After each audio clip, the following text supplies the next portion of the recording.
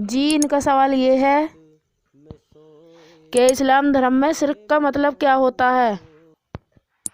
जी एक सवाल मेरा भी है, वो ये है कि देवबंदी और बरेलवी में क्या फ़र्क है, मुसलमान आपस में क्यों बटे हुए हैं, फ़िरक़ों में आसान तरीके से समझाएं। देखो भाई, अल्लाह ने ये जीवन दिया हमें। किसने दिया? अल्लाह ने हमें ये जीवन दिया, और जीवन के दो रास्ते दिए जीने के, अच्छाई बुराई, और जीवन का समय दिया है। ये नहीं कि कोई इंसान दुनिया में यहाँ हमेशा रहेगा। यहाँ लोग आ रहे हैं, जा रहे हैं, आ रहे हैं, जा रहे हैं, पैदा होके आ रहे हैं, मर के जा रहे हैं। अब ये दो रास्ते क्या हैं, इसको हम जरा समझ लें थोड़ा सा। सूरह दहर में साफ तौर पर फरमाया अल्लाह ताला ने, संसार के सच्चे मालिक ने कुरान मजीद में, कि हमने इंसान के सामने दो रास्ते कर दिए, चाहे वो हमारा एहसान माने या इनकार करे। अब इस दुनिया की ये रचना ही ऐसी है कि इस दुनिया में बच्चा पैदा होने के बाद अपने मालिक अल्लाह को बिल्कुल भूल जाता है। अब यहाँ पर अल्लाह की निशानियाँ देखकर, अल्लाह की जो खामोश कुदरत से ये कायनात चल रही है, इसको पहचान कर अल्लाह की खोज करे। जब अल्लाह की खोज करेगा, अल्लाह को पहचानेगा, उसे जानेगा, उसे समझेगा, जब तो उसका एहसान मानेगा। सीधी सी बात है, हैं?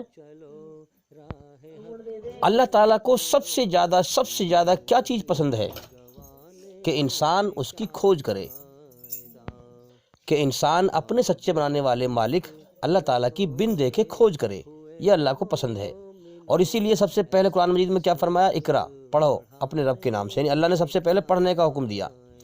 इसमें ये इशारा किया कि मेरे बंदे, तुझे मैंने जीवन दिया है, अगर तूने सब कुछ पढ़ा और मेरा ज्ञान ना पढ़ा, मेरी पहचान ना की, मेरी खोज ना की, मेरी खोज करके मेरा एहसान ना माना, मुझे राजी ना किया, और तूने जीवन सारा बर्बाद कर दिया, तो तू हमेशा हमेशा के लिए मौत के बाद नाकाम है, और दुनिया में भी तेरे ऊपर मेरी लानत बरसेगी। और अगर तूने मेरा ज्ञान हासिल किया, मेरी खोज की, मेरी पहचान की है, हाँ, तो तू कामयाब हो जाएगा। दुनिया में भी तुझ पर जो है मेरी रहमत बरसेगी, और मौत के बाद भी हमेशा कामयाबी का जीवन पाएगा। तो अब अल्लाह ताला ने हर इंसान के सामने दो रास्ते कर दिए हैं। देखो, एक तरफ तो है ये दुनिया और दुनिया का साजो सामान, जो भी सामान है इसके अंदर, जो भी चीज़ है, और दूसरी तरफ है दुनिया का बनाने वाला। अब ये दोनों रास्ते सामने कर दिए हैं। अब इंसान को फ्री विल दिया है, छूट दी है। अब चुन कौन सा रास्ता चुनेगा। अब ये सारा बेस किस चीज़ का है? कदर का, कदर और नाकदरी। अब देखना यह है कौन अल्लाह की कदर करता है।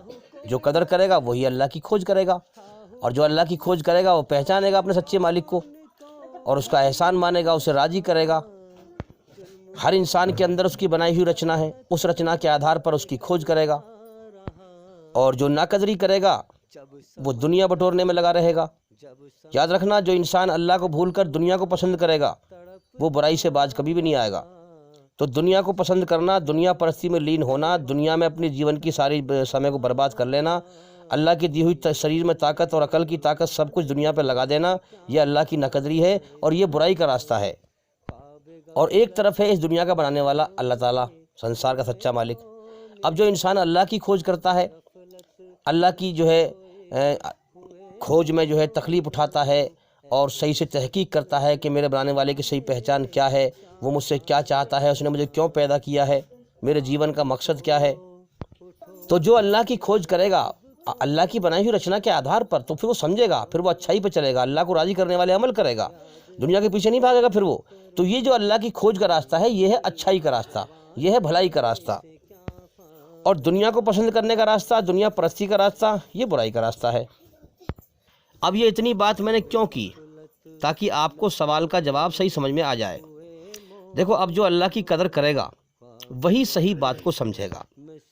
अभी ये सवाल किया गया था कि भाई फ़िरक़ों में क्यों बटे हुए हैं मुसलमान, देवबंदी बरेलवी में क्या फ़र्क है। तो मुसलमान तो बटे हुए हैं ही। आप दुनिया के सारे इंसानों को देखें, दुनिया के सारे इंसान एक माँ बाप की औलाद हैं, सबका पैदा करने वाला एक मालिक है, लेकिन सबके रास्ते अलग अलग हैं। जबकि सच्ची बात यह है कि जब सबका मालिक एक है तो कानून भी उसको सबके लिए एक ही होना चाहिए, और एक ही है। उसका रास्ता भी सबके लिए एक ही है, कानून भी सबके लिए एक ही है। भाई मैं आपसे एक सवाल पूछता हूँ, अल्लाह ताला की रची हुई रचना کیا ہر انسان کے اندر الگ الگ ہے کیا؟ سب کے اندر ایک ہی تو ہے، اچھائی پہ چل برائی سے بچ۔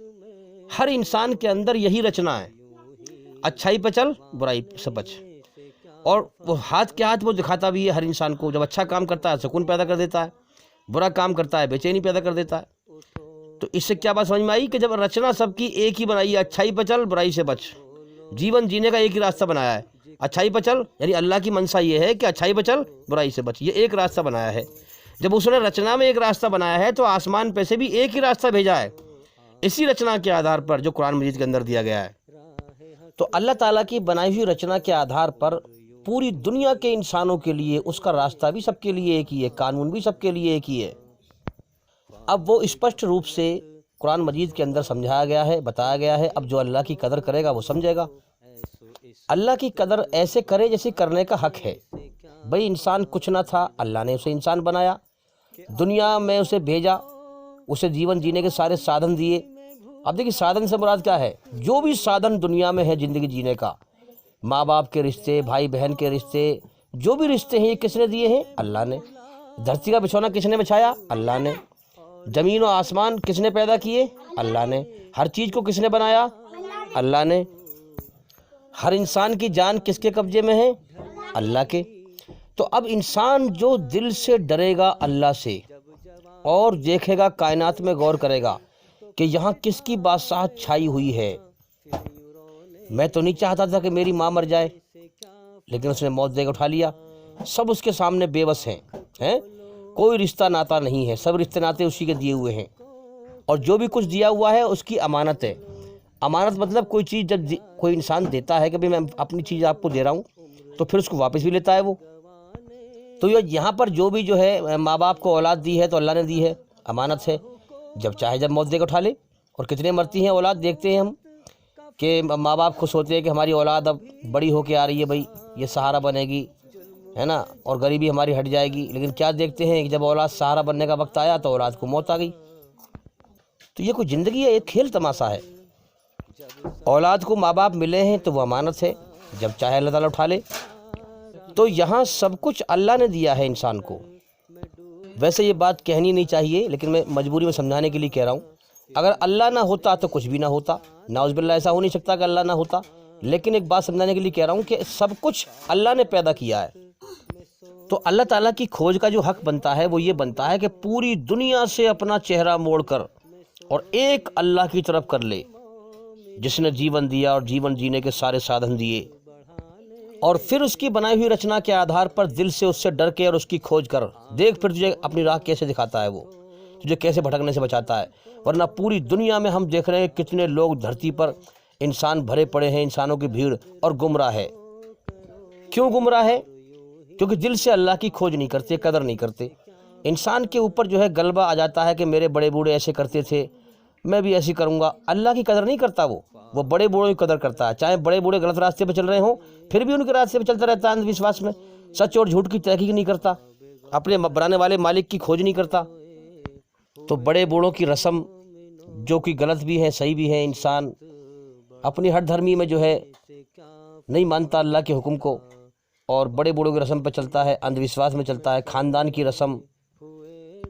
تو جو دل سے ڈرے اور کائنات میں غور کرے کہ میری جان کس کے قبضے میں ہے، جب وہ مجھے موت بھیجے گا تو دنیا کی کوئی طاقت، کوئی میرے بڑے بوڑھے، کوئی رشتے ناتے، کوئی خاندان، پوری دنیا مجھے بچا نہیں سکتی۔ تو اللہ سے ڈر کر اس کی کھوج کرے، سچائی کو جاننے کی کوشش کرے، اور پھر ہر دھرم سے، ہر فرقے سے کھوج کرے، بندھے نہ کسی چیز میں۔ بہت سے لوگ کہتے ہیں بھئی ہمارے دھرم کی بات سننا، کسی اور کی بات مت سننا ہے۔ جو جس رنگ میں ہے وہ چاہتا ہے کہ میرا رنگ سب سے بڑھیا ہے، میرا دھرم سب سے بڑھیا ہے، میرا فرقہ سب سے بڑھیا ہے، اور سب بیکار ہے۔ یہ غلط فلسفہ ہے، یہ شیطان کا دھوکہ ہے۔ سب کی سنو اور سچائی کو لے لو، برائی کو چھوڑ دو۔ ہر دھرم کی بات سنو، ہر فرقے کی بات سنو، سچائی کو لے لو، برائی کو چھوڑ دو۔ اب جو انسان فراڈ بازی نہ کر کے دل سے اللہ سے ڈرے اور دل سے اس کی کھوج کرے، تو اب یہ انسان سچائی کو جاننے کی کوشش کرے گا، اور پوری دنیا اس کو بہکائے لیکن کسی کے بہکائے میں نہیں آئے گا، اپنے مالک کی طرف بڑھتا چلا جائے گا، اور اسی کو زندہ ایمان مل پائے گا، جو سب کی بات ٹھکرا کر اپنے بنانے والے سچے مالک اللہ کی بات کو مانے گا۔ تو جو انسان اللہ کی بنائی ہوئی رچنا کے آدھار پر اللہ کی کھوج میں سچ اور جھوٹ کی تحقیق کر کے دنیا میں جو بھی جھوٹ اور برائی بولے گا، اللہ کے سمبندھ میں گمراہ کرے گا، غلط بھٹکائے گا، وہ اس کی برائی کو ٹھکرا کر اللہ کی طرف، سچائی کی طرف بڑھتا چلا جائے گا، وہی اللہ کو پائے گا۔ اللہ تعالیٰ نے ہر انسان کی روح میں اپنی محبت کی پیاس رکھی ہے، ایک آگ سی سلگتی رہتی ہے اللہ کی محبت کی۔ تو یاد رکھیں، جو موت سے پہلے پہلے اللہ کے ہوش میں آ گیا اور ہوش میں آ کے مرا کہ مجھے کس نے پیدا کیا، کیوں پیدا کیا، مجھ سے چاہتا کیا ہے، اللہ کی کھوج کری، اللہ کو پا کے مرا، وہی مرنے کے بعد کامیاب ہے۔ جو دنیا کو ناپسند کر کے اللہ کو پسند کر کے اور اللہ کو راضی کر کے مرا، وہی انسان کامیاب ہے۔ اور جو اللہ کو بھول کر مرا، بے ہوشی میں مرا، اس نے کوئی غور ہی نہ کیا میں دنیا میں کس نے مجھے پیدا کیا ہے، کیوں پیدا کیا ہے، مجھ سے چاہتا کیا ہے، کوئی غور ہی نہ کیا، اللہ کی قدر ہی نہ کری، اور دنیا کو پسند کر کے اللہ کو بھول کر کے دنیا پرستی میں جیون بھٹکا کر کے جیون کا سمے برباد کر کے مر گیا، وہ مرنے کے بعد ناکام ہے۔ اب سوال یہ ہے کہ یہ فرقے کیوں بنے ہوئے ہیں، یہ دنیا کے سارے انسان کیوں بٹے ہوئے ہیں الگ الگ؟ کیونکہ یہ دل سے اللہ کی کھوج نہیں کرتے ڈر کے۔ اللہ تعالیٰ سب کے دلوں کا حال جانتا ہے، وہ جانتا ہے کہ کون دل سے کھوج کر رہا ہے، تو پھر اسی کو راہ دکھا دیتا ہے۔ اور جو دل سے کھوج نہیں کرتا وہ دنیا میں گمراہ رہتا ہے، اللہ کی طرف سے بھٹکتا رہتا ہے، کیونکہ وہ کوشش نہیں کرتا تو اللہ تعالیٰ اس کے لیے راہ نہیں کھولتا۔ تو غلط بات چاہے ماں کہے اللہ کے خلاف، چاہے باپ کہے، چاہے بھائی کہے، چاہے بہن کہے، چاہے کوئی بھی کہے، غلط بات اللہ کے خلاف جو بھی کہے، اس کی بات کو ٹھکراتا ہوا اور اللہ کی سچی بات کو مانتا ہوا جو اللہ کی طرف بڑھتا رہے گا، اللہ اسی کو اپنا سچا راستہ دکھائے گا اور وہی اللہ کو پائے گا۔ اب آئیے ہم پہلے سوال کے جواب کی طرف بڑھتے ہیں۔ دیکھیے، شرک کا مطلب کیا ہے اسلام دھرم میں؟ اس پر ہماری اور بہت ساری ویڈیو ہیں، آپ ہمارے چینل کے اندر جا کر کے ایک ایک کر کے سبھی ویڈیو دیکھیں۔ اس میں زیادہ تر ہم نے اللہ کی ہی پہچان کیا ہے اور صحیح راستہ کیا ہے اللہ کا، یہ ہم نے یہی بتایا ہے۔ ہماری جو بھی ویڈیو آپ کو ملے گی وہ گمراہی سے نکالنے کی اور اللہ کی طرف بڑھانے کی ملے گی۔ میں آپ کو شارٹ میں بتاؤں گا تھوڑی سی بات۔ دیکھیے، انسان دنیا میں اکیلا آیا ہے اور اکیلا مر کے جائے گا۔ اب دیکھو نا، میرا پریوار ہے، رشتہ دار ہیں، ماحول ہے، پڑوسی ہیں، اب میں ان لوگوں میں کیسے ہنسوں؟ میری زندگی کا اگلے پل کا بھروسہ نہیں، پتہ نہیں کب اللہ کا بلاوا آ جائے۔ ان سب کو جب اللہ کا بلاوا آئے گا تو ان سب کو، پوری دنیا کو چھوڑ کر مجھے جانا پڑ جائے گا یہاں سے، اور کوئی مجھے بچا نہیں پائے گا۔ تو انسان کو چاہیے کہ یہ محنت کرے کہ پوری دنیا چاہے کڑوی ہو جائے، اللہ میٹھا ہو جائے میرے لیے، میں کامیاب ہوں، کیونکہ میں دنیا میں اللہ کو راضی کرنے کے لیے اکیلا آیا ہوں اور اکیلا یہاں سے جاؤں گا۔ میرے یہاں کچھ بھی نہیں ہے دنیا کے اندر، موت پہ مجھے ہر چیز چھوڑنی پڑ جائے گی دنیا کی۔ تو مقصد یہ ہے کہ پوری دنیا کو بھول جا موت سے پہلے پہلے، اللہ کی یاد میں، اللہ کی محبت میں، دنیا کو ناپسند کر لے اور اللہ کو پسند کر لے۔ تو اللہ پاک اور پوتر ہے اس چیز سے کہ اس کے ساتھ کوئی شریک کیا جائے، اس کی خدائی میں کوئی شریک ہو۔ ایک اکیلا ہمیشہ سے تھا اور ہمیشہ رہے گا، باقی اس کے علاوہ جو بھی چیزیں اس نے پیدا کی ہے، اور جو چیز پیدا کی ہے، کلو نفسن ذائقۃ الموت، ہر جاندار کو جو چیز پیدا کی ہے اس نے، سب کو موت دے گا۔ موت کو بھی اس نے پیدا کیا ہے۔ موت سے بڑا اللہ ہے اور اللہ سے بڑا کوئی نہیں۔ تو انسان کو چاہیے کہ ایاک نعبد و ایاک نستعین، اللہ ہی کے سامنے سر جھکائے اور جھکاتا رہے، ہاں، موت تک، اور اللہ ہی کے سامنے ہاتھ پھیلائے اور ہاتھ پھیلاتا رہے، جو مانگنا ہے اللہ ہی سے مانگے موت تک۔ باقی آپ اللہ کی پہچان کریں، اور شرک کے بارے میں ہماری اور ویڈیو دیکھیں۔ بھائی اتنا وقت نہیں ہے کہ میں اسی ابھی اس وقت ساری بات کروں۔ گیان کوئی دوائی کی پڑیا نہیں ہے، میں آپ کو پلا دوں آپ کو آ جائے گا۔ گیان تو دھیرے دھیرے سیکھنا پڑے گا۔ اگر آپ اللہ کی قدر کرنا چاہتے ہیں، اس نے جیون کیوں دیا ہے، آپ جاننا چاہتے ہیں، اللہ کے لیے محنت کرنا چاہتے ہیں، کوشش کرنا چاہتے ہیں، اللہ کو راضی کر کے ہمیشہ کے جیون کا انعام، جنت کا انعام حاصل کرنا چاہتے ہیں، تو آپ ہمارے چینل کے اندر جا کر کے اللہ کی کھوج کریں، اللہ کے علم حاصل کریں، گیان حاصل کریں، اور ہمارے چینل کے اندر جا کر کے ایک ایک کر کے سبھی ویڈیو دیکھیں اور سنیں۔ تو بتاؤ بھائی، سبھی لوگ سنیں گے؟ اور جو ہمارے بھائی یا بہن ہمیں یوٹیوب پر سن رہے ہیں، میں ان سے بھی کہتا ہوں کہ ہمارے چینل کے اندر جا کر کے سبھی ویڈیو دیکھیں۔ بھائی ہماری کوشش یہی ہے کہ لوگوں کو سچائی بتائی جائے، لوگوں کو جگایا جائے، اور ابھی میں جواب دوں گا، اس ویڈیو کو پورا سنیں۔ آپ کا سوال تھا کہ دیوبندی اور بریلوی میں کیا فرق ہے؟ دیکھیے، میں نے بتایا آپ کو، جو دل سے اللہ کی کھوج کرے گا وہ اس دنیا میں سچائی کو پہچان لے گا، اور سچائی ایک ہی ہے، ستیہ ایک ہے، ایشور ایک ہے، اللہ ایک ہے، اس کا راستہ بھی سب کے لیے سچا ایک ہی ہے۔ اب جو اللہ کے ساتھ فراڈ بازی کرے گا، بڑے بوڑھوں کی رسم پر چلے گا، خاندان کی رسم پر چلے گا، دھرم کی رسم پر چلے گا اور سچ اور جھوٹ کی تحقیق نہیں کرے گا تو وہ گمراہ ہی رہے گا۔ شیطان کو سب سے بڑا بہانہ یہ مل جاتا ہے انسان کو گمراہ کرنے کا کہ انسان دل سے اللہ کی کھوج نہیں کرتا، اللہ کی کھوج میں لاپرواہی کرتا ہے، دل سے نہیں کرتا۔ اسی لیے شیطان بڑے باریکی سے انسان کو بھٹکا دیتا ہے، گمراہ کر دیتا ہے۔ دیکھو، جو انسان دل سے اللہ سے ڈر کر اور دل سے اللہ کی طرف بڑھے گا وہی سچائی کو پہچانے گا، ورنہ انسان گمراہ ہو کے مر جائے گا، اللہ اس کو ہدایت نہیں دے گا۔ کیونکہ اللہ کا فیصلہ یہی ہے کہ جو انسان اکیلے میں اللہ سے ڈرے گا، دل سے اللہ کی کھوج کرے گا، اللہ تعالیٰ جانتا ہے دلوں کا حال کہ کون میرے لیے کوشش کر رہا ہے اور کون فراڈ بازی کر رہا ہے، تو جو دل سے کوشش کرے گا اللہ اسی کو راہ دکھائے گا۔ اور مرنے کے بعد جب انسان کہے گا اللہ تو نے مجھے راہ نہیں دکھائی، تو اللہ فرمائے گا تو نے دل سے میری طرف بڑھنے کی کوشش کری؟ اگر تو دل سے کوشش کرتا تو میں تجھے اپنی راہ ضرور دکھاتا، اگر تو چاہتا۔ تو نے چاہا ہی نہیں، تو نے دنیا کو چاہا، بڑے بوڑھوں کی رسموں کو چاہا، خاندان کی رسموں کو چاہا، تو نے میری سچ اور جھوٹ کی تحقیق کی نہیں۔ اب دیکھو، اللہ تعالیٰ نے جب سے دنیا بنائی بے شمار پیغمبر بھیجے اپنا پیغام دے کر، اور سچ اور جھوٹ کو صاف صاف دکھایا کہ تمہارا امتحان چل رہا ہے، اللہ کی پہچان یہ ہے، اصل جیون موت کے بعد ہے۔ لیکن جو لوگ بے ایمان تھے، جن کی نیت میں کھوٹ تھا، جو دل سے اللہ کی تعریف پر راضی نہ ہوئے، اللہ کی قدر نہ کری، انہوں نے کیا کیا کہ پیغمبر کوئی جو ہے خدا بنا لیا، خدا کے ساتھ شریک کر دیا، پیغمبروں کی مورتیاں بنا لی، بت بنا لیے، قبریں بنا لی ہیں، یا نیک بندوں کی قبریں بنا لی، ان کے سامنے ہی سر جھکانا شروع کر دیا، ان سے مانگنا شروع کر دیا۔ آج بھی زیادہ تر دھرتی پہ وہی کام ہو رہا ہے۔ تو اب ہم سمجھیں گے کہ یقین میں، عقیدے میں اللہ کی طرف سے، اب ہم دیکھیں دین کے 3 حصے ہیں، ایک ہے اعتقادات، دوسرا عبادات، تیسرا معاملات۔ یعنی پہلا کیا ہے؟ اللہ کے بارے میں یقین، کیا آستھا ہے تمہاری، تم کیا آستھا رکھتے ہو اللہ کے بارے میں، کیا یقین رکھتے ہو۔ دوسری ہے اس کی عبادت، تم کیسے کرتے ہو، اور تیسری ہے لوگوں کے ساتھ معاملات۔ یہی رچنا ہے اللہ کی رچی ہوئی ہمارے اندر کہ ہم دکھ تکلیف میں ایک مالک کو پکارتے ہیں، اس کے پیغام دنیا میں آسمان پہ سے آئے تو ہم نے کیا پہچانا اللہ کو، کیا یقین بنایا اللہ پر، ہم نے آستھا کیا بنائی ہم نے، اور پھر اس کی عبادت، اس کی پوجا ہم کیسے کرتے ہیں۔ اور تیسرا جو ہے لوگوں سے معاملات کیا ہیں، ہمارے دھرتی پر ہم فساد پھیلانے والے ہیں یا امن شانتی پھیلانے والے ہیں۔ تو اب ہم سمجھے جب نیت میں کھوٹ ہو اور بے ایمانی ہو، اللہ کی طرف دل سے بڑھنے کی نیت نہ ہو، اللہ کو راضی کرنے کی نیت نہ ہو، جیون کا مقصد جاننے کی نیت نہ ہو، تو پھر انسان کی جب نیت میں کھوٹ ہوتا ہے نا تو وہ اچھی بات میں سے بھی ٹیڑھی بات نکال لیتا ہے، سیدھی راہ سے ہٹ کر ٹیڑھی راہ پر لگ جاتا ہے۔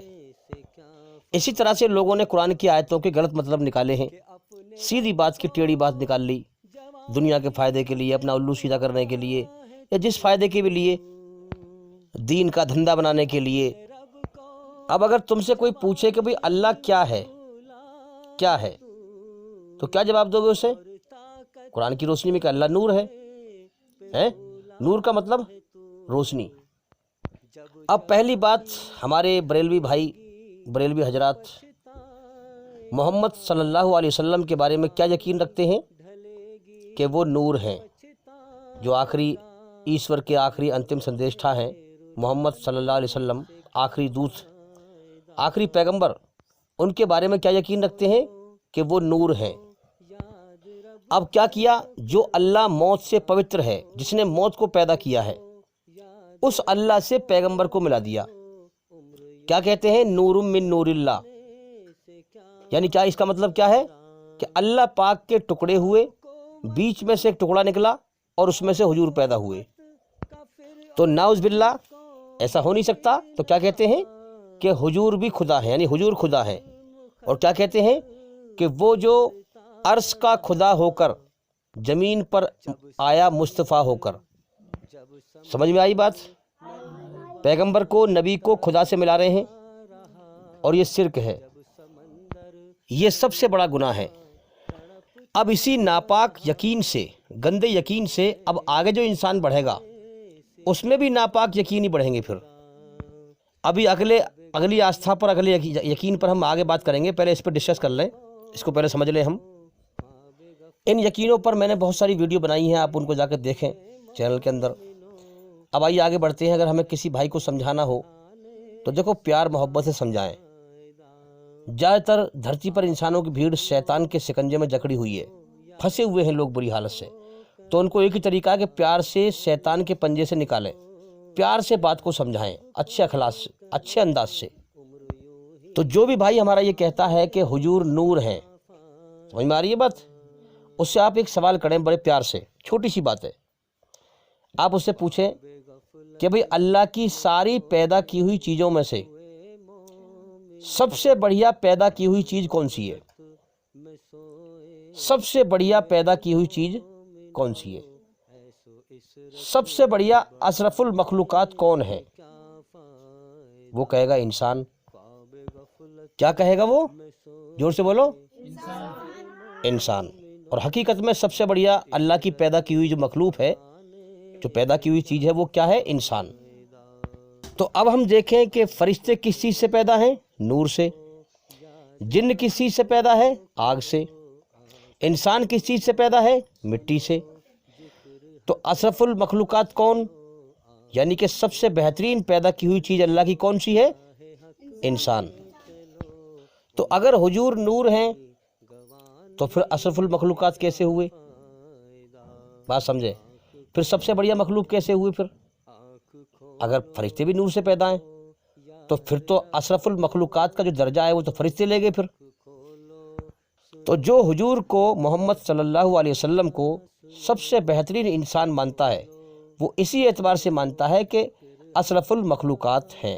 اشرف المخلوقات میں سے سب سے بڑھیا انسان ہے، بشر ہیں. بشر کا مطلب انسان.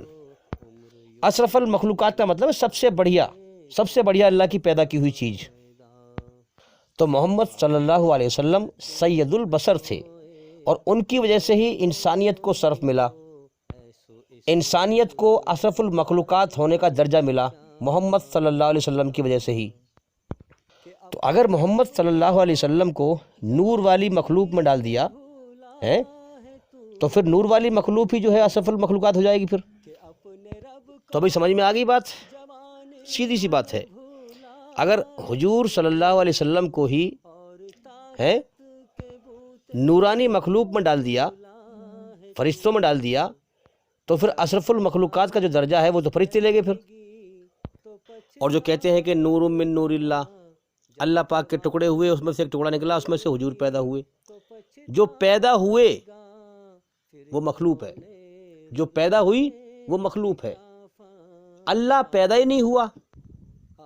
تو یہاں کتنا جو ہے ڈیفرنس ہے. شیطان نے کتنے باریک مسئلے میں الجھا رکھا ہے انسان کو. کیوں؟ کیونکہ دل سے اللہ کی کھوج نہیں کرتے، بس منمانی کر رہے ہیں لوگ، اس لیے صحیح بات کو سمجھ نہیں پاتے. تو کلمے میں کیا پڑھتے ہیں ہم؟ لا الہ الا اللہ ہے، نہیں ہے کوئی معبود اللہ کے سوا عبادت کے لائق، پوجا کرنے کے لائق. ایک ایشور کے سوا کوئی پوجا کرنے کے لائق نہیں ہے. محمد الرسول اللہ، محمد صلی اللہ علیہ وسلم اللہ کے سچے رسول اور بندے ہیں. بندے کا مطلب اللہ کا غلام. تو بھئی سیدھی سی بات ہے کہ نبی کو نبی کے طریقے سے مانو اور اللہ کو اللہ کے طریقے سے مانو. اگر تم محمد صلی اللہ علیہ وسلم کو اس نیت سے مانتے ہو کہ جیسے فرشتے مخلوق ہیں، نور سے پیدا ہیں، اگر تم فرشتوں کی نیت سے مانتے ہو تو پھر یہاں یہ ثابت ہوتا ہے کہ اشرف المخلوقات کا درجہ فرشتے لے گئے. پھر اگر حضور نور ہیں، فرشتوں میں مل گئے، تو پھر سب سے بڑھیا جو اللہ کی پیدا کی ہوئی چیز کا جو مرتبہ ہے وہ فرشتے لے گئے پھر. اور اگر تم یہ نور اندر سے تمہارا یقین یہ ہے، اب اللہ عالم، اللہ کو پتہ ہے انسان کے دل میں کیا یقین ہے. اگر تم دل میں یہ یقین رکھتے ہو کہ جیسے اللہ نور ہے ایسے ہی جو ہے حضور نور ہے، نعوذ باللہ حضور بھی خدا ہیں، تو پھر ایمانداری سے بتاؤ خدا کسی کے آگے نماز پڑھتا ہے؟ خدا کسی کے سامنے بے بس ہے، لاچار ہے؟ تو محمد صلی اللہ علیہ وسلم نے تو نماز پڑھی، پھر حضور نے نماز پڑھی، تکلیفیں اٹھائیں، مصیبتیں اٹھائیں. اب یہاں پر یہ یقین ٹکراتا ہے، ٹکراؤ پیدا ہوتا ہے، ڈھس بس ہوتا ہے. اگر تم محمد صلی اللہ علیہ وسلم کو خدا کا ایک ٹکڑا مانتے ہو تو پھر وہ نماز کیوں پڑھتے ہیں؟ تکلیفیں کیوں اٹھاتے؟ مصیبتیں کیوں اٹھاتے؟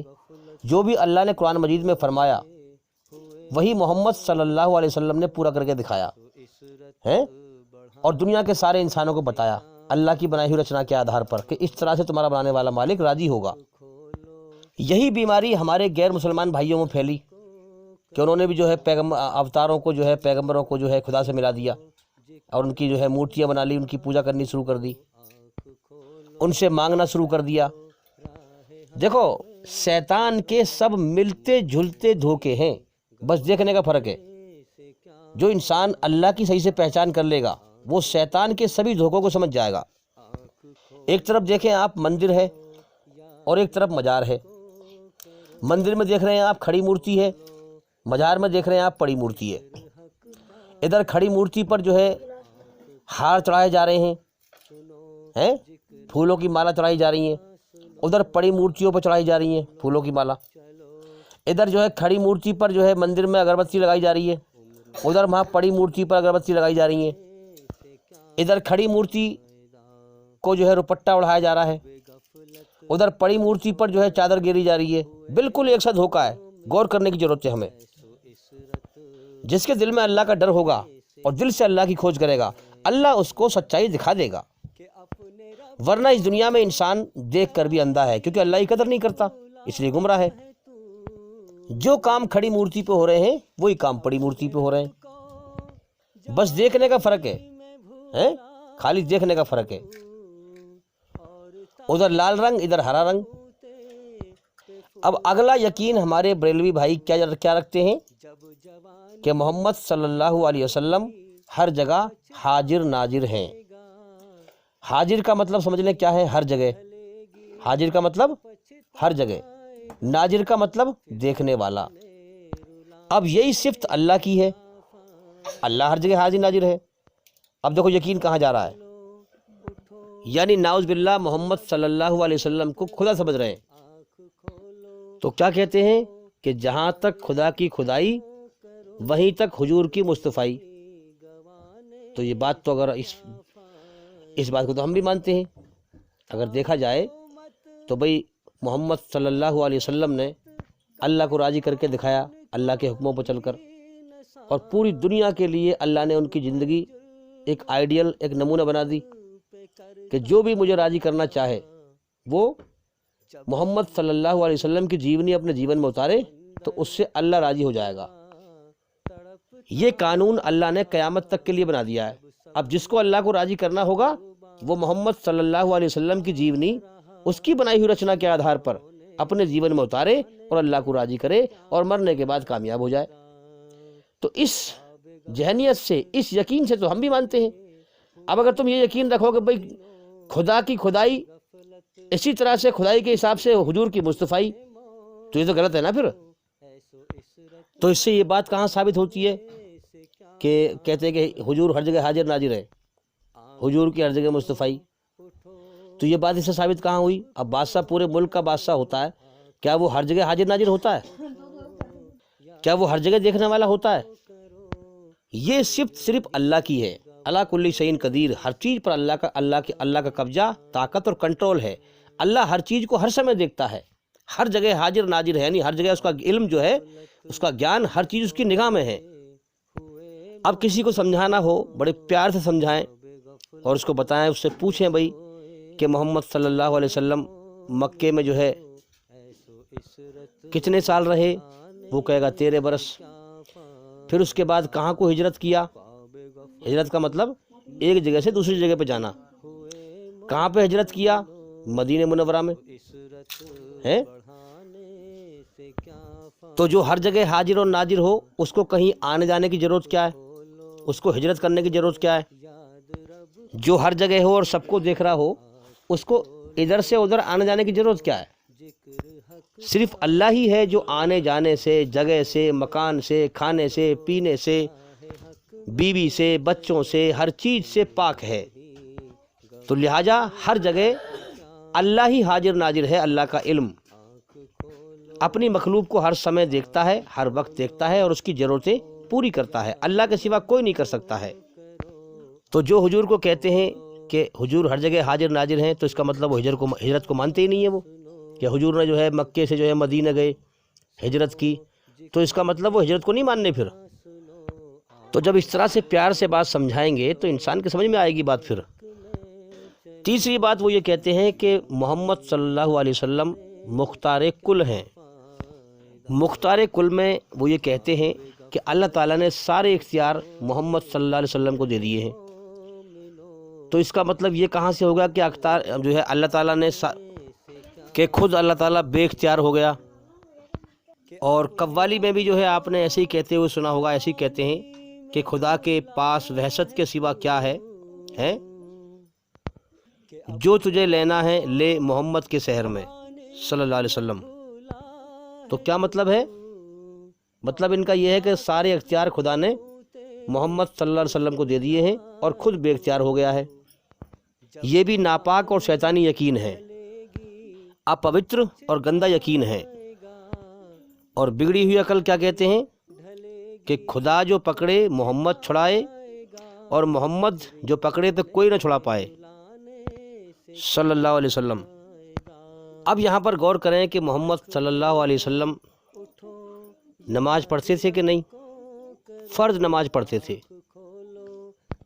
فرض کا مطلب کیا ہے؟ جو پڑھنا ضروری ہو۔ نفل کا مطلب کیا ہوتا ہے؟ کہ جس میں کرنے والے کو اختیار ہو، اس کے جی میں آئے تو کرے، اس کے جی میں نہ آئے تو نہ کرے، یعنی کرے گا تو ثواب ہے، نہ کرے گا تو عذاب نہیں ہے۔ لیکن فرض ضروری ہوتا ہے جو اللہ کا حکم ہے۔ تو محمد صلی اللہ علیہ وسلم پر 5 نمازیں یا 6ٹھی تہجد کی نماز فرض تھی، تو فرض میں اختیار ہوتا ہے؟ فرض اللہ کا حکم ہے جو کرنا ضروری ہے، تو اختیار نہیں ہوتا۔ تو پھر محمد صلی اللہ علیہ وسلم مختار کل کہاں سے ہوئے؟ ان کے پاس سارا اختیار کہاں سے ہوا؟ بھئی اللہ نے حکم دیا کہ فرض نمازیں ادا کرو، تو وہ نماز پڑھتے تھے۔ تو اگر آپ محمد صلی اللہ علیہ وسلم کو مختار کل مانتے ہیں تو پھر یہ کہیں کہ محمد صلی اللہ علیہ وسلم فرض نماز نہیں پڑھتے تھے، نفل پڑھتے تھے، ان پر فرض نماز نہیں تھی۔ اور اگر یہ کہتے ہیں کہ نماز فرض تھی تو پھر انہیں اختیار نہیں تھا، مختار کل نہیں ہے، کیونکہ اختیار نفل میں ہوتا ہے نا۔ نفل پڑھے گا تو ثواب ہے، نہ پڑھے گا تو عذاب نہیں ہے۔ لیکن فرض تو اللہ کے طرف سے اللہ کا حکم ہے جو کرنا ضروری ہے، اس لیے نماز ان پہ فرض تھی اور پڑھتے تھے۔ اچھا، بہت سے لوگ کہتے ہیں کہ محمد صلی اللہ علیہ وسلم کا سایہ نہیں تھا، اس سے بھی وہ یہی سینس نکالتے ہیں، خدا سے ملاتے ہیں ان کو۔ تو سمجھ لیں سایہ کا مطلب جو ہے ماں کے پیٹ میں ہی آپ جو ہے یتیم ہو گئے تھے، شروع سے ہی جو ہے کوئی سایہ نہیں تھا۔ اللہ نے یہ ایسا کیا اور پھر ان پڑھ تھے، تو اللہ نے یہ دکھایا کہ محمد صلی اللہ علیہ وسلم کے اوپر میں سایہ ہوں، میں وارث ہوں، جو میں ان کے منہ میں ڈالتا ہوں یہ وہی بولتے ہیں، جھوٹ نہیں بولتے، اور میرا پیغام لوگوں تک پہنچاتے ہیں۔ اگر وہ اس چیز سے سایہ لیتے ہیں کہ بھئی پرچھائی نہیں تھی، تو یاد رکھیں جب محمد صلی اللہ علیہ وسلم چلا کرتے تھے تو اللہ تعالیٰ بادلوں کا سایہ اوپر کر دیا کرتا تھا، محمد صلی اللہ علیہ وسلم کی محبت کی وجہ سے، کہ اگر یعنی اللہ تعالیٰ یہ بھی نہیں چاہتا تھا کہ محمد صلی اللہ علیہ وسلم کی پرچھائی پر کسی کا جوتے والا پیر پڑے، تو ہر وقت حضور کے اوپر بادلوں کا سایہ رہتا تھا۔ تو آپ اس بات سے نور ثابت کیسے کر دیں گے حضور کو؟ اور حضور کی حدیث ہے، حضور نے خود فرمایا کہ یا اللہ میری آنکھوں میں نور بھر دے، میرے کانوں میں نور بھر دے، میری زبان میں نور بھر دے، اور بہت ساری دعا مانگی ہے۔ پھر لاسٹ میں کہا کہ میرے جو ہے روئے میں نور بھر دے۔ تو جو خود نور ہوں ان کو نور مانگنے کی ضرورت کیا ہے پھر؟ تو لہٰذا یہ یقین غلط ہے، یہ آستھا غلط ہے۔ اب یہ یقین رکھ کر کہ حضور ہر جگہ حاضر اور ناظر ہیں، اس لیے سلام پڑھتے ہیں مسجد میں، یا نبی سلام علیکہ، اور بار بار پڑھتے ہیں یا رسول اللہ یا رسول اللہ۔ تو بھئی یہ تو جو ہے کوئی سمجھداری کی بات نہیں ہوئی کہ انسان صحیح بات کو نہ سمجھ کر کے اور جو ہے اپنی منمانی کرے اور اپنی منمانی کا دین بنا کر کے فرقہ بنا لے اور اس پر چلے، اس سے تو کوئی کامیابی نہیں ملے گی انسان کو۔ اب اگلی بات کیا کہتے ہیں کہ محمد صلی اللہ علیہ وسلم عالم الغیب ہے، یعنی کہ ہر سمے ہر چیز کو دیکھتے ہیں اور ہر چھپی ہوئی چیز کا حال جانتے ہیں۔ تو یہ صرف تو میرے بھائیو اللہ کی ہے۔ تو ہم دیکھیں کہ کہاں یقین جا رہا ہے، کہاں ناپاک یقین کہاں تک جا رہا ہے۔ اب سب سے پہلے یہ غور کرو کہ حضور کا جو علم تھا وہ اپنا ذاتی تھا یا عطائی تھا، یعنی اپنا علم تھا یا اللہ کا دیا ہوا تھا؟ کیونکہ اللہ نے قرآن میں فرمایا کہ جو آپ نہیں جانتے تھے ہم نے آپ کو سکھایا، بتایا۔ تو حضور کے پاس جو علم تھا وہ اللہ کا عطا کیا ہوا تھا، اللہ کا دیا ہوا تھا، ان کا اپنا ذاتی نہیں تھا۔ اور پوری کائنات میں کسی کے پاس بھی اپنا ذاتی علم ہے ہی نہیں، سب کے پاس اللہ کا عطا کیا ہوا علم ہے۔ ہر چیز اللہ کی پیدا کی ہوئی چیز ہے، سب کے پاس اللہ کا دیا ہوا گیان ہے، چاہے کوئی بھی گیان ہو۔ وہ جیسے انسان نیت کرتا ہے، جس چیز کی کوشش کرتا ہے، اللہ تعالیٰ اس کے لیے ویسے ہی راستہ کھول دیتا ہے۔ اب وہ کہتے ہیں کہ محمد صلی اللہ علیہ وسلم نے قیامت تک کی ساری خبریں سنا دی، عالم الغیب تھے جبھی سنا دی۔ تو بھائی جو اللہ نے ان کو وحی کے دوارا جو ہے بتائی، وہ انہوں نے وہی مخلوق کو سنائی۔ اللہ نے جو ان تک پہنچائی وہی انہوں نے بتائی، کیونکہ اللہ کا دیا ہوا گیان ہے نا۔ تو یاد رکھیں، اللہ کے ساتھ شرک کرنے والا، شریک کرنے والا، وہ اللہ کی قدر ایسے نہیں کرے گا جیسے کہ اللہ کی قدر کرنے کا حق ہے۔ مثال کے طور پہ جیسے ویسیا ہوتی ہے، رنڈی، جب اس سے کوئی کہتا ہے مرد کہ بھئی تو میری ہے کہ نہیں، تو وہ کہتی ہے میں تیری بھی ہوں، یعنی اوروں کی بھی ہوں اور تیری بھی ہوں۔ اور اگر بیوی سے پوچھو گے، پتنی سے پوچھو گے گھر میں کہ بھئی تو میری ہے کہ نہیں، تو وہ کہے گی میں تیری ہی ہوں۔ اب ہی اور بھی میں کتنا فرق ہے۔ اب اللہ کے ساتھ شرک کرنے والا، وہ اس کے دل دماغ میں اوروں کی قدر و قیمت ہوگی، اللہ کی قدر و قیمت کم ہوگی۔ وہ کبھی کسی بابا کے پاس جائے گا، وہاں جا کے سر جھکائے گا، وہاں جا کے مانگے گا، کبھی پھر کسی اور بابا کے پاس جائے گا۔ اور بانٹ رکھے ہیں لوگوں نے کہ جو ہے بھائی اولاد لینی ہے تو فلاں بابا کے پاس جاؤ، فلاں دیوتا کے پاس جاؤ، فلاں مورتی فلاں مندر میں جاؤ، اور فلاں چیز لینی ہے تو فلاں جگہ پہ جاؤ، جبکہ سب کچھ کرنے والا اللہ ہے۔ تو جب اس سے ہم کہیں گے بھائی اللہ کو مانتے ہو کہ نہیں، کہ ہاں اللہ کو بھی مانتا ہوں میں، باباؤں کو بھی مانتا ہوں میں، دیوی دیوتاؤں کو بھی مانتا ہوں میں، تو یہ مشرک ہے جو اپنے لیے جہنم کا راستہ بنا رہا ہے۔ جس مقصد کے لیے اللہ نے پیدا کیا تھا، جیون دیا تھا، اس مقصد کو ہی اس نے ختم کر دیا۔ اللہ نے جیون دیا تھا کہ دنیا میں جا کر میری عبادت کرنا، میرے سامنے ہی ہاتھ پھیلانا، میرے آگے ہی سر جھکانا۔ تجھے سب کچھ میں نے دیا ہے، ماں باپ، سب کچھ، اولاد، سب کچھ میں نے دیا ہے، میرا حق ادا کرنا، میرے ادھیکار مجھے دینا، مجھے راضی کر کے آنا، اور پھر میرا جنت کا انعام پانا۔ اب جو واقعی میں جو ہے جیون کے اصل مقصد کو پہچان چکا ہے، اللہ کو پہچان چکا ہے، اس کا کیا حساب ہے؟ جو توحید کو ماننے والا ہے، ایک ایشور واد کو ماننے والا ہے۔ اب دیکھو مشرک کہے گا اللہ کے لیے کہ میں اللہ کو بھی مانتا ہوں، لیکن مومن کیا کہے گا؟ ایاک نعبد و ایاک نستعین، اے اللہ میں تیری ہی عبادت کرتا ہوں، تیرے ہی آگے سر جھکاتا ہوں، اور تجھ سے ہی مدد مانگتا ہوں، تیرے ہی آگے سر جھکاتا رہوں گا، اور تجھ سے ہی، تیرے سامنے ہی ہاتھ پھیلاتا رہوں گا، تیری ہی عبادت کرتا ہوں اور تجھ سے ہی مدد مانگتا ہوں۔ وہ بھی نہیں کہے گا، وہ ہی کہے گا تیری ہی عبادت کرتا ہوں۔ اور ایمان والے کے دل میں سب سے زیادہ محبت پوری دنیا میں اللہ سے ہوگی، سب سے زیادہ، سب سے بڑی قدر و قیمت پوری دنیا کو ہٹا کر اللہ کی قدر و قیمت اس کے دل دماغ میں ہوگی، سب سے بڑی عظمت اللہ کی ہوگی، سب سے زیادہ ڈر اللہ کا ہوگا، پوری دنیا میں کسی کا نہیں ہوگا۔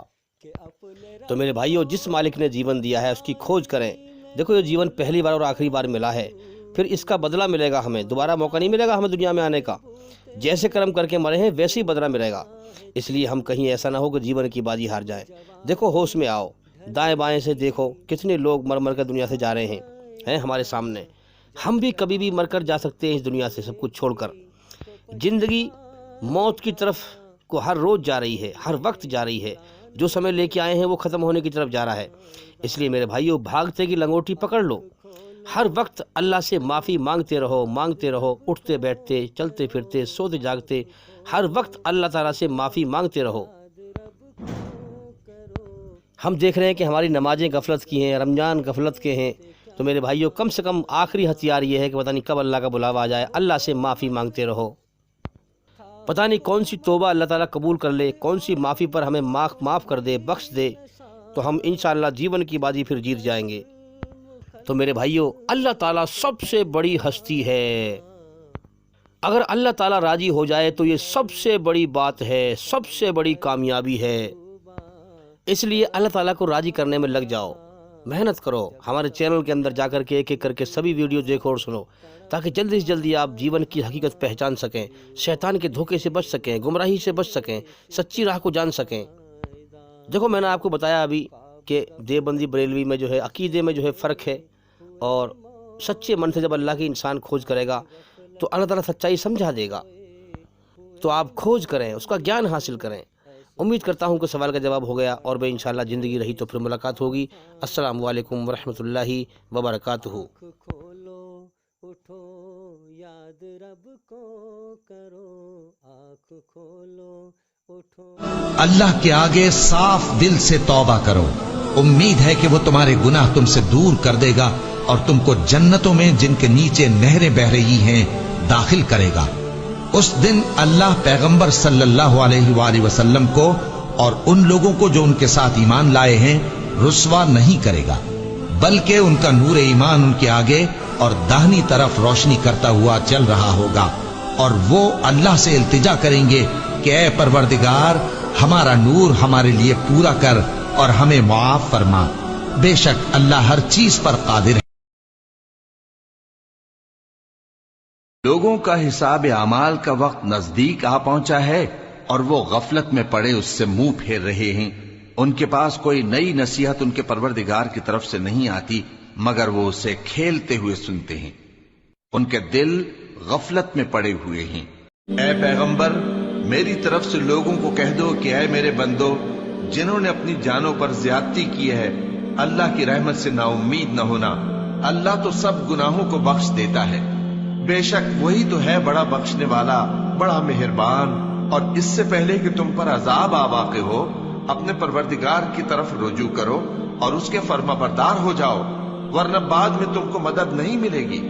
اور اس سے پہلے کہ تم پر ناگہاں عذاب آ جائے اور تم کو خبر بھی نہ ہو اس نہایت اچھی کتاب کی جو تمہارے پروردگار کی طرف سے تمہاری جانب نازل ہوئی ہے پیروی کرو۔ ایسا نہ ہو کہ اس وقت کوئی شخص کہنے لگے کہ ہائے اس کوتاہی پر افسوس ہے جو میں نے اللہ کا حق ماننے میں کی اور میں تو ہنسی ہی کرتا رہا، یا یہ کہنے لگے کہ اگر اللہ مجھ کو ہدایت دیتا تو میں بھی پرہیزگاروں میں ہوتا، یا جب عذاب دیکھ لے تو کہنے لگے کہ اگر مجھے پھر ایک دفعہ دنیا میں جانا ہو تو میں نیکوکاروں میں ہو جاؤں۔ ارشاد ہوگا کیوں نہیں، میری آیتیں تیرے پاس پہنچ گئی تھی مگر تو نے ان کو جھٹلایا اور شیخی میں آ گیا اور تو کافر بن گیا۔ اور اے مخاطب، جن لوگوں نے اللہ پر جھوٹ بولا تم قیامت کے دن دیکھو گے کہ ان کے چہرے سیاہ ہو رہے ہوں گے، کیا تکبر کرنے والوں کا ٹھکانہ دوزخ میں نہیں ہے؟